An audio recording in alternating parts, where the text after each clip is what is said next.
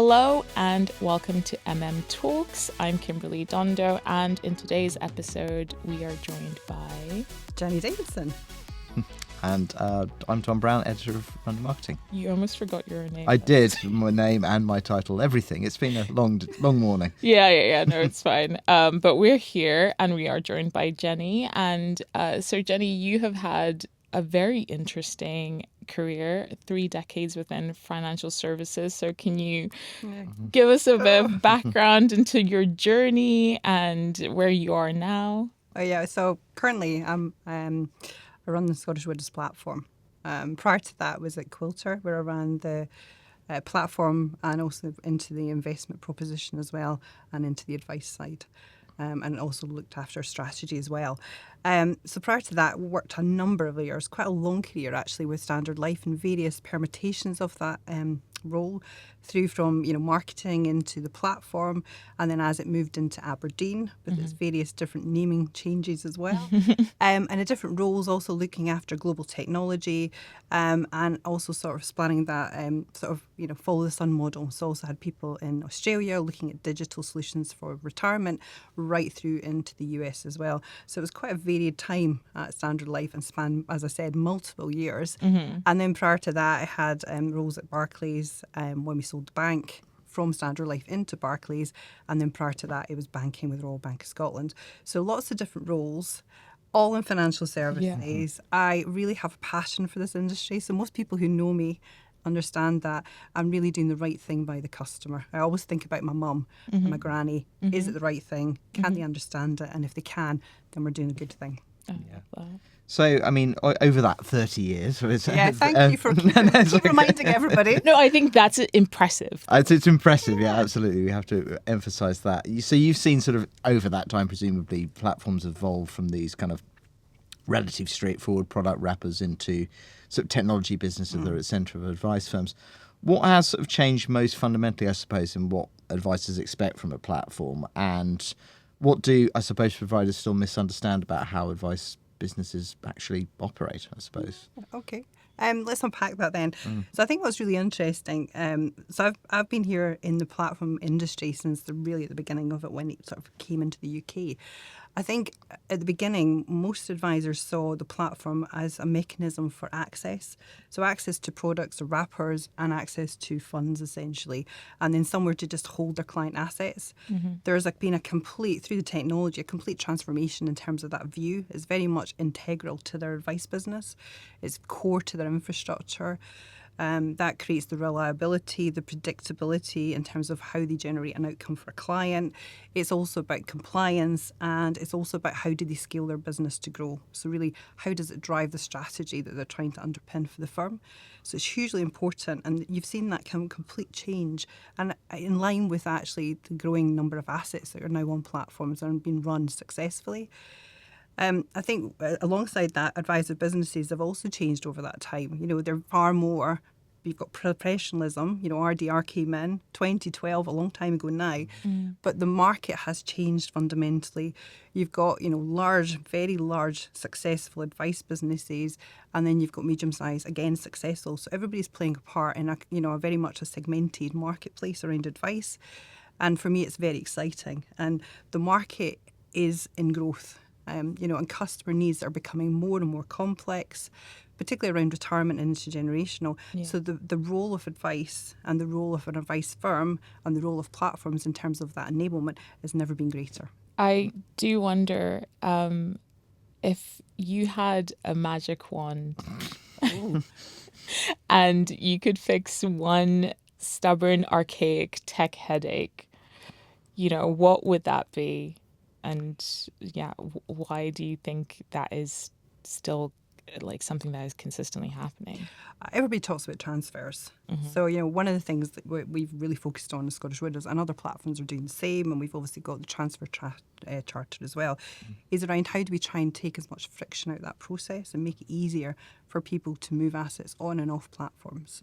So I think, there's a lot of good that has been done in the industry, but it's not just the platforms, it's the entire industry has to basically galvanate around it, and take as much friction out of that process. So I think that'd be one thing, because I think you're going to see more and more people as things change and their life stages change, you'll have people moving through D2C into seeking advice and then back out.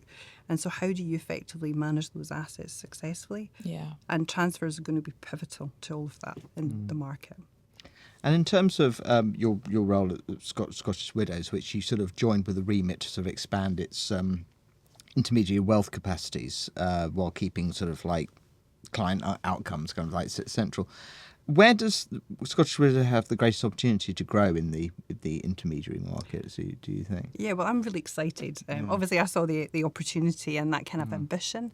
So there's three things. Scottish Widows as a brand is really trusted in the UK market. And it's really known as for pensions. It also has that history and that heritage. So that's the first thing. The second thing is we've got the scale and we've also got the backing of Lloyds Banking Group. So that again is a really important factor for us. And then from a platform perspective, we've got a really great proposition, a really great service. And it's how do you bring those three things together and really use that as a power to our advantage, particularly with advisors around the products, the services and the support that we can actually now give them. So for me, that's the uniqueness of what we have as the offer. Linked to that, we've got a real focus on developing the proposition further.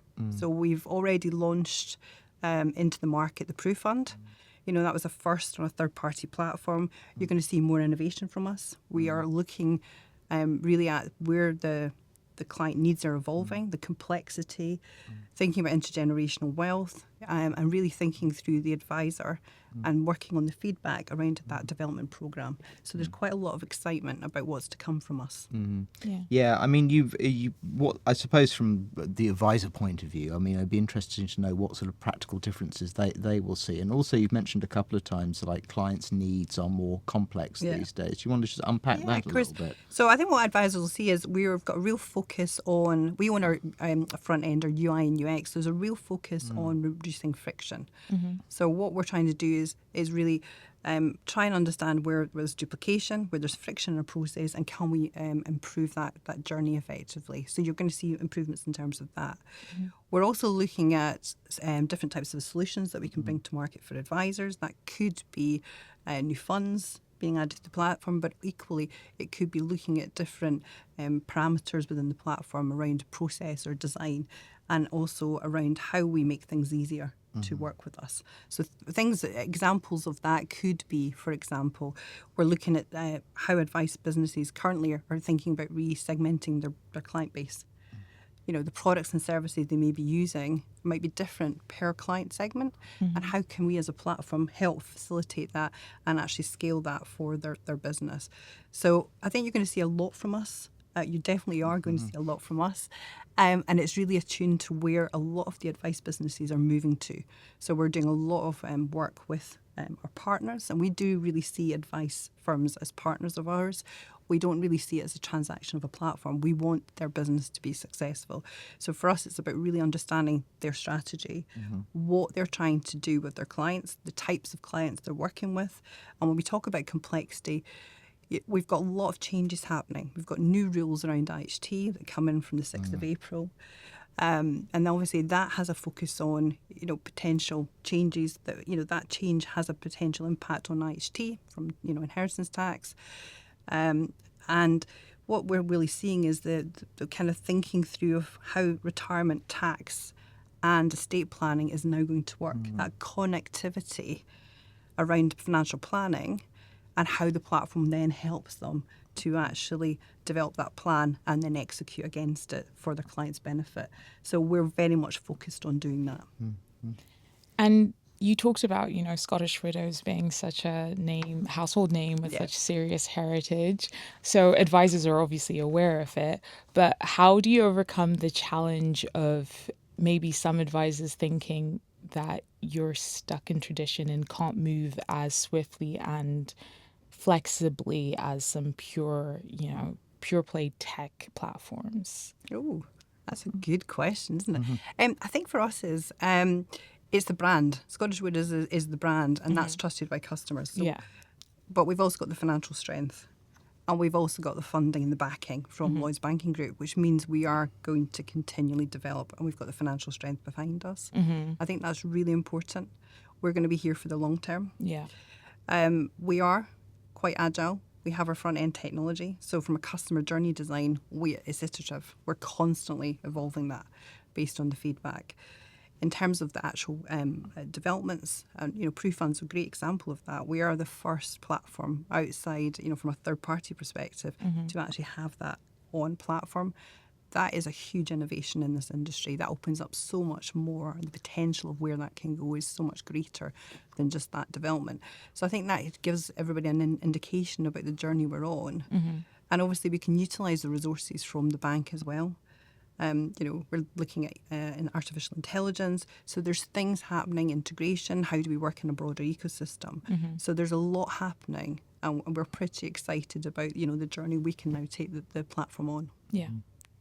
Just to touch on a slightly different subject, which I'm interested in because I'm writing a piece actually on dementia at the moment and vulnerability and long-term care and all those things, and maybe touching a bit on the sort of like the protection gap or the whole issue about people whose physical and mental health sort of affects their daily lives and how they're projected to face kind of pension poverty. I mean, do you think, Scottish Widows sort of points to sort of earlier saving, tailored support and reducing the pension protection gap as part of the response to things like that. Do you think the industry still treats pensions, protection and vulnerability as kind of separate conversations? Completely. Yeah. So everything's very much siloed, and actually they should all be connected. And, we should be asking ourselves the questions around, what if? So what if I get an illness and therefore I have to reduce my hours, or I actually have to give up work entirely? What does that mean for me financially?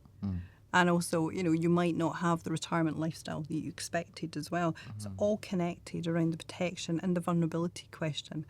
And ill health has a massive impact in terms of, taking time out or potentially not actually returning to work. And therefore you do have the problem with the pension gap as a consequence of that. And I think advisors, but also from a guidance perspective as well, we have a really important role, providers and advisors, around tackling that and making sure that when we're thinking about financial planning or even guidance, we're actually informing. We're giving people some education and understanding and helping them through that. Yeah, well, it's interesting that is because obviously those are important conversations to advisors to have, but they're also important things for clients to hear. And there's always the issue about, are clients sort of ready to have those conversations, or are these issues that they don't really want to think about because who wants to think about ill health or, Some of the research, we touched on that. And it's about reassurance. So some clients, particularly women, found it very reassuring that the advisor had already started to think about that.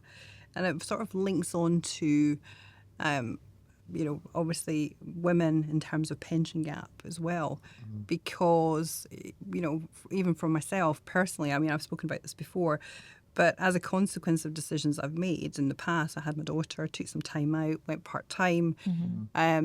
That does have an impact on your pension. But equally, we need to understand that, for women, and men, that you don't have a straight line from a financial career perspective.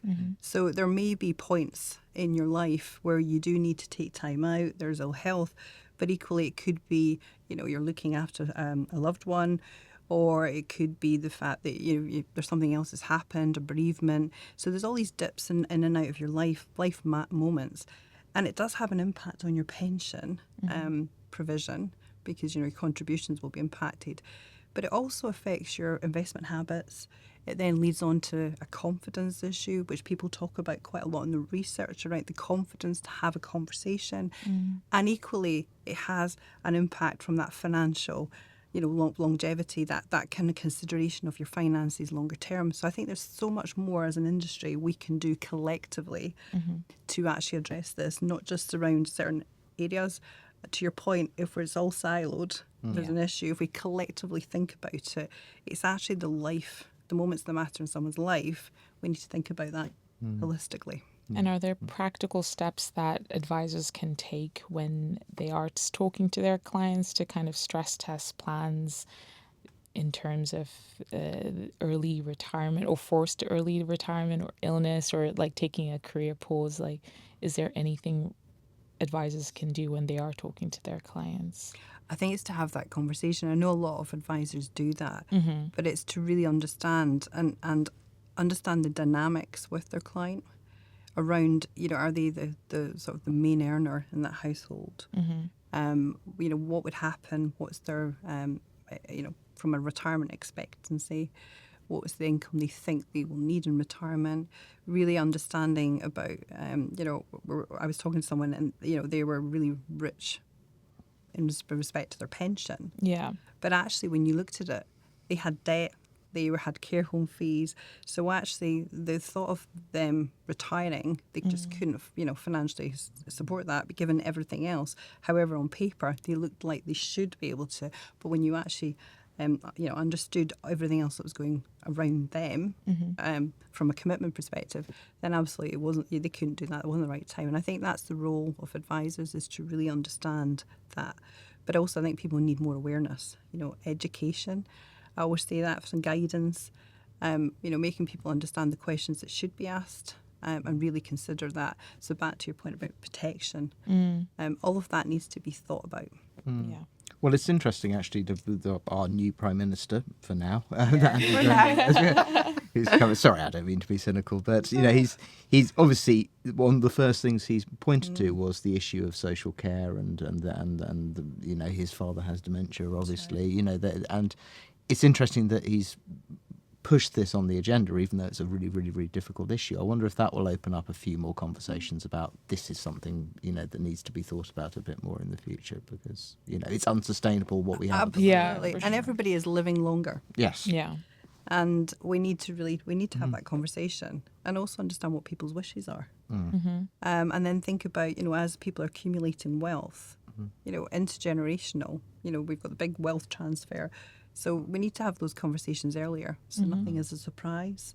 And really, as a consequence of that, people, if we started engaging earlier in the process and having the right conversations, I think people would have more wealth accumulation and therefore be able to make more informed decisions about the end point, as in when they want to retire, what do they want to do with their wealth from a transfer perspective as well. Do you think the sort of like if pensions alone will remain insufficient for a lot of people as it looks now, do you think the traditional separation between pension advice, investment advice, and housing equity advice hinders good retirement planning now? To go back to your point about siloed thinking again, I suppose. Well, obviously pension is like the foundation, isn't it? It's almost been the sort of core, but it has to be more than that now. So, most people have savings of some sort. Yeah. That could be cash or it could be investments from a savings an investment perspective. They may have equity in their home. From a property perspective, they also might be about to inherit something. So there's all these different other routes to have wealth other than just the pension from a retirement perspective. And I think you have to look at that as a totality of all those different points. And it's a holistic view, isn't it? To understand the intention as well. Are they looking to downsize? And therefore, there's going to be a sum of money that can then be invested to help them have a more comfortable retirement. I think there's lots to look at, but it is the holistic view that's fundamental. Yeah. I did a piece on downsizing and considering your own home in your retirement. And what I found is that a lot of people, their clients seem to be very hesitant when it comes to that, because it's not just the thought of letting go of this home that they've been in for years. It's also the emotional and then also the practical of, I have kept everything. Not saying that everyone's a hoarder, but Oh no, I've been there, I can assure you. Yeah. I helped my mother-in-law move. Yeah. I have also accumulated a lot in the last few years when I moved back. And it's just, I can't even think about, moving again.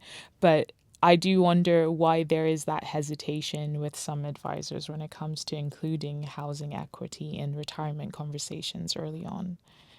Do you have any insight? I think that's changing. We're certainly seeing more of that, where they're looking at that, because obviously it is a huge amount of wealth that a person has. So I think that's changing, probably primarily out of necessity. Yeah. because people want a certain lifestyle to be sustained. And if their retirement pot is not going to achieve that, Yeah. then they need to look at other routes to try and generate that income. But yeah, I think it's interesting. I'm just laughing because I'm thinking about the hoarding. You're absolutely right, Yeah. and it's the emotional state of an individual, isn't it?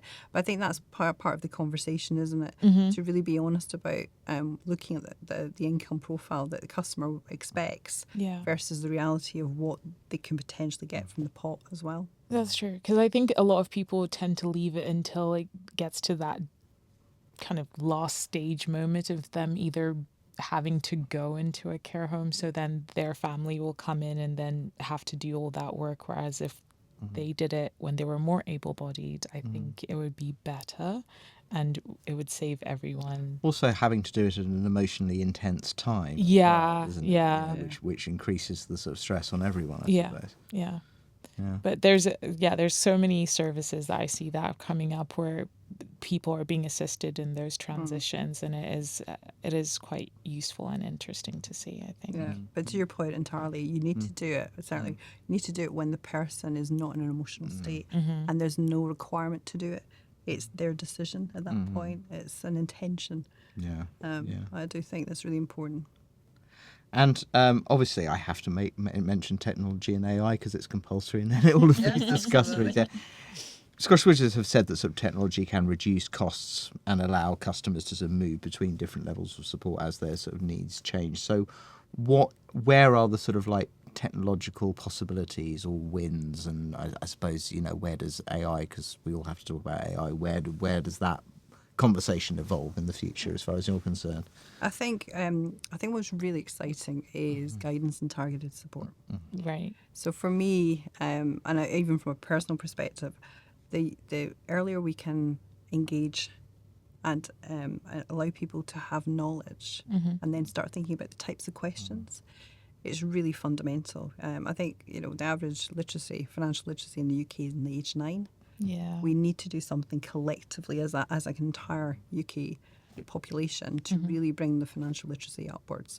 And the way to do that is to give people more education, I think. But to do it in a way that actually is enjoyable. So gamification. And I think AI has a role to play with that. People get interested in that. And that helps then bridge the gap between that, from a sort of direct to customer perspective right through to full advice. I think if we brought people on that journey earlier, it means that everybody would see the difference, the translation of value at the different steps towards full advice. And if people were saving more and therefore accumulating their wealth, then obviously they would have more complexity, and then the advice industry would obviously be the benefactor of that, because they could help them with that real complexity around the pre-retirement and then post-retirement into intergenerational. So I think everybody will win from that initiative personally. Yeah. I really think it's it's an important step forward. Yeah. I think gamification, especially Savvy the when it Squirrel comes- is the latest that's one, right, isn't it? Yeah. I think I've always used different apps, and the ones that I've stuck with are the ones that do kind of They do. reward me for They hold checking you. in, That's the or they'll give me a little quiz, and then they don't even give me a prize or anything, but just getting like that, you got all the questions right, or something like that. This actively alienates me. This doesn't work for me, I can assure you. Or seeing the projection of like, this is how It's much the you've invested, projection. and this is where you'll be in I know, I can, 2030. I see the, But it's even the small incremental steps has a massive, you can see the difference if you save X, and if you increase it, what the difference is. Yeah. I think that to me is really important. It's fundamental, isn't it? Yeah. And then you're in charge of your future. You can understand that if you put an extra £50 a month, it has this impact. I think that's really powerful for people. Yeah, 100%. Earlier, you shared your experience about going part-time and how that affected your pension. And then you also talked about how in your current role, you're always thinking about your nan and your mum and how that. So I wondered how, those personal life events kind of shape how you think about advice and supporting women specifically within financial services. Yeah, it kind of shapes you. I think all your life events shape you. So I've had a real squiggly career. I've done every sort of level in financial services, and I think it does shape you.